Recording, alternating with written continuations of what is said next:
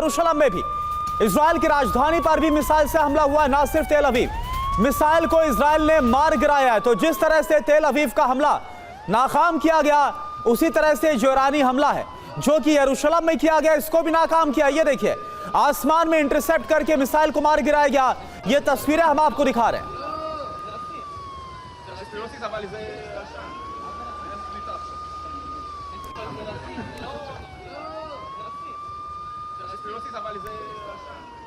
और देखिए, मनीष इस वक्त हमारे साथ लगातार वॉर जोन तेल अवीव से बने हुए हैं। मनीष, हालात अब किस तरफ बढ़ते हुए नजर आ रहे हैं? क्योंकि ईरान ने कल अमेरिकी स्ट्राइक के बाद ही धमका दिया था और कहा था कि अब अंजाम बहुत बुरा होगा, और इसका असर तो हमने कल ही देख लिया, और आज भी लगातार ये जो हमले हैं वो और ज्यादा बड़े हो रहे हैं।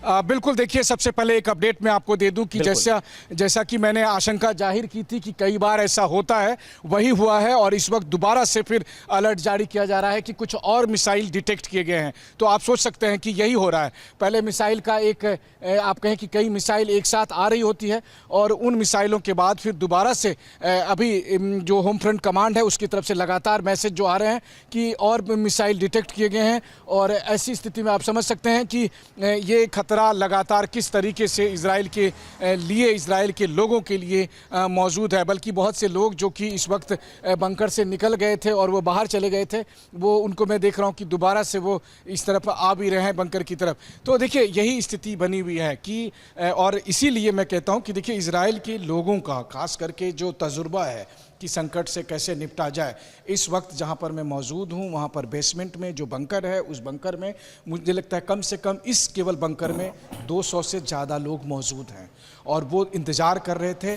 इसके बावजूद कि एक बार ये बताया भी गया कि खतरा टल गया, लेकिन उन्होंने इंतज़ार किया। और वो कहते हैं ना कि सब्र का फल मीठा होता है।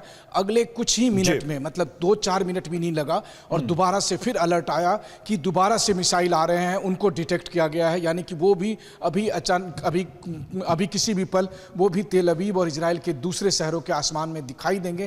तो लगातार एक तरफ जहां इजरायली एयरफोर्स और एयर डिफेंस सिस्टम उन मिसाइलों को इंटरसेप्ट करने की कोशिश की जा रही है, वहीं लोग इंतजार कर रहे हैं। पूरी दुनिया के लिए अपने आप में ये एक अलग सा उदाहरण और अनुभव भी है कि जिस तरीके से इजराइल के शहरों में लोग अपने आप को सुरक्षित रख रहे हैं, तब जबकि लगातार मिसाइलों से हमला हो रहा है। आप नजर बनाए रखें, हम लौटेंगे आपके पास। और देखिए, इस वक्त की जो बड़ी खबर है वो ये है कि अभी अभी आईडीएफ ने ईरान की आईडीएफ ने बताया है कि आईडीएफ ने ईरान पर बड़ी एयर स्ट्राइक की है, और इजराइल ने थोड़ी देर पहले ईरान के 6 एयरबेस पर बड़ा हमला किया। ये जानकारी सामने आ रही है। अटैक में ईरान के 15 एयरक्राफ्ट तबाह हो गए हैं।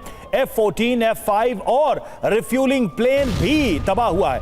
हमले में कई ईरानी हेलीकॉप्टर भी तबाह हुए हैं। तो देखिए, ये जानकारी आ रही है सामने कि एक बड़ा हमला किया है आईडीएफ ने ईरान के ऊपर, और जिसमें बड़ी संख्या में दावा तो यह है कि इस हमले में ईरान के 15 एयरक्राफ्ट को तबाह किया गया है, जिसमें F-14, F-5 और रिफ्यूलिंग प्लेन शामिल है।